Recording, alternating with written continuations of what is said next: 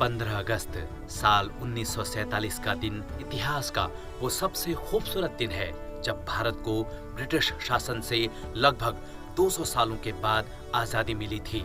आज ही के दिन बिस्मिल्लाह खां ने शहनाई बजाकर आजादी की पहली सुबह का शानदार स्वागत किया था। इसी अवसर पर भारत के प्रथम प्रधानमंत्री जवाहरलाल नेहरू ने दिल्ली में लाल किले के लाहौरी गेट के ऊपर भारत का राष्ट्रीय ध्वज तिरंगा फहराया। इस दिन हम अपने महान राष्ट्रीय नेताओं और स्वतंत्रता सेनानियों को श्रद्धांजलि देते हैं जिन्होंने इस आजादी के लिए अनेक बलिदान दिए और आजादी के लिए अपना जीवन न्यौछावर कर दिया।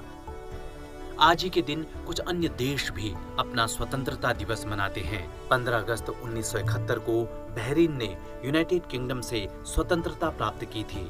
कॉन्गो 15 अगस्त 1960 को फ्रांस से आजाद हुआ था।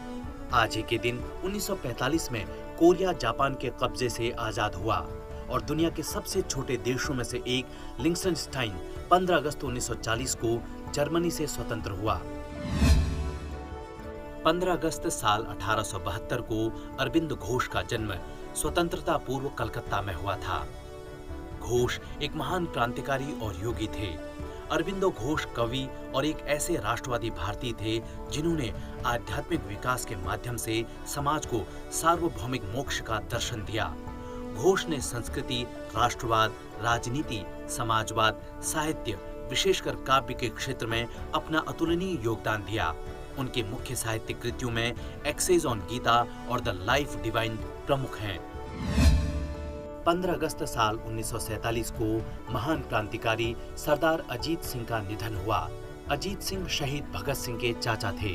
भगत सिंह के क्रांतिकारी जीवन पर उनके चाचा का गहरा प्रभाव रहा। साल 1907 में किसान कानूनों के खिलाफ चलाया गया पगड़ी संभाल जट्टा आंदोलन सरदार अजीत सिंह के नेतृत्व में हुआ था। इस आंदोलन के चलते अंग्रेज सरकार ने लाला लाजपत राय और अजीत सिंह को 6 महीने के लिए बर्मा के मांडले जेल में डाल दिया था। अजीत सिंह ने दुनिया भर में घूमकर क्रांतिकारियों को संगठित किया और आजादी की लड़ाई में बहुमूल्य योगदान दिया। आखिरकार 15 अगस्त 1947 की वह सुबह भी आई जिसके लिए उन्होंने इतने साल संघर्ष किया। जिस आजादी की राह में उन्होंने अपने भतीजे भगत को भी खो दिया, लेकिन आजादी के उस जश्न को वह बाकी लोगों की तरह मना पाते उससे पहले ही उनकी सांसें थम चुकी थीं। सरदार अजीत सिंह का भारत की आजादी के दिन ही सुबह 66 साल की उम्र में निधन हो गया।